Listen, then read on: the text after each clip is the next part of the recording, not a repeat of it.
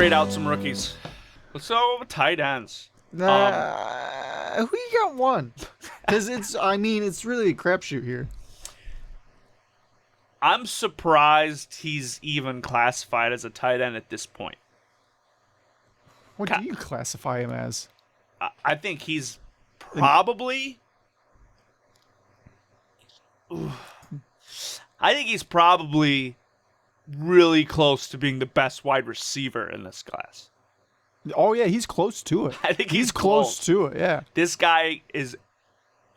he's a giant man that moves his 246-pound body frame around like a slot receiver. He's super athletic with great hands.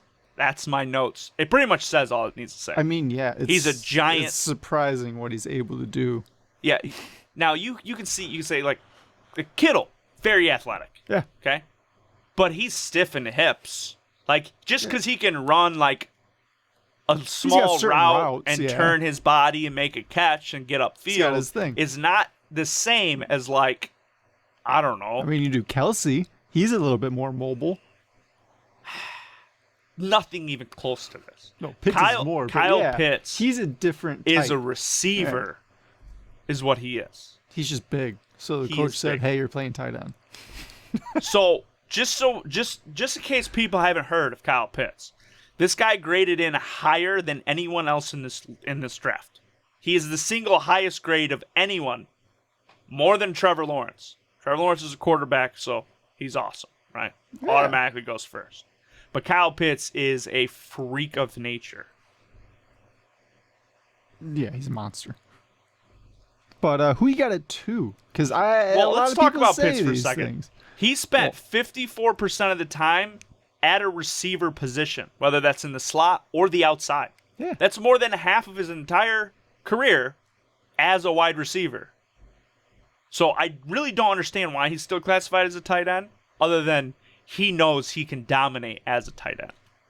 So maybe one of the biggest things about me wanting the Jets to move on and keep Sam Darnold is because I was like, hey, 49er offense, we need a Kyle Pitts, we need a Kittle. And I just thought that'd be awesome. But, yeah, by far and large, Kyle Pitts. Second, it's easily Pat Fairmouth. Is it easily? Yeah. I don't think easily. I think it's easily Pat Fairmouth. I think he's shown a lot, and he showed that he can be solid, but I think Brevin Jordan, I think he has a higher ceiling than Pat, mainly because of his athletic skills. Well, he's not as athletic as Pat Fairmouth. He's more athletic than Pat Fairmouth. I don't think so. Yeah, he absolutely is. He can move. He's got quickness to his game. Pat's stiff. He's not the quickest guy, but he's a solid tight end, though. He's got more than 11 pounds on him. Yeah, but Brevin, he's quicker, and he just moves a lot better. When you look at him, he's just loose. Pat looks just stiff. 2 inches and 11 pounds. That's a lot. He had 6% more target share. Yeah. His weight to speed score is higher. Pat Fairmouth is easily the second. You look at Penn State, that offense I will say ran through him. I understand Brevin Jordan's upside. I think I think if you're taking a tight end, Pat Fairmouth's just safer. He's a safe. Yeah, he is a safer pick. The difference between the two isn't so much that you take a shot on the Brevin Jordan. I think they're close. I think you take the sure B- instead of the risky C+. That could be an A. It will not be an A. It could be. I could see him playing out. I can see him jumping him, but it's not going to be so much production more. Well, I'll put it to you like this. If you need a tight end, you need a guy that can block, hold the edge, who can catch passes, right? Pat Fairmouth can definitely block, seal the edge. He can. And he can catch passes.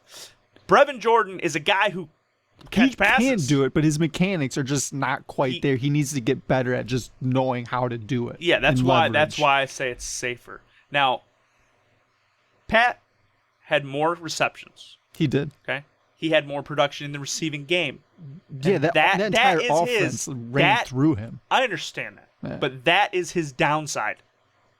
That's what he does worst, was catch and run routes. He did a damn good job. 8 drops on 100. Damn good job. All right. So I can see the potential for Brevin Jordan, but he's much higher risk. I don't think he's that high of risk, though. Okay, argue it. I'm not saying Brevin's bad. I like him. He graded in a 6.9.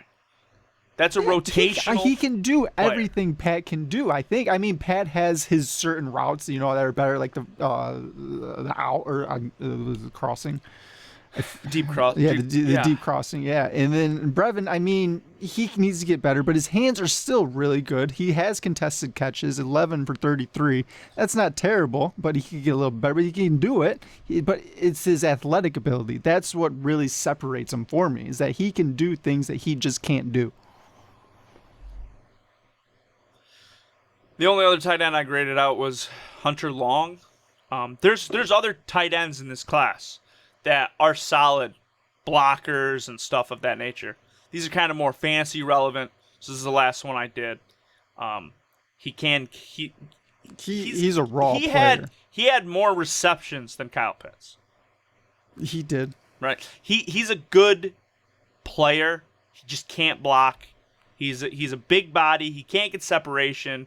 He's just got long arms, and he wins contested catches. 6'5", that's a big body.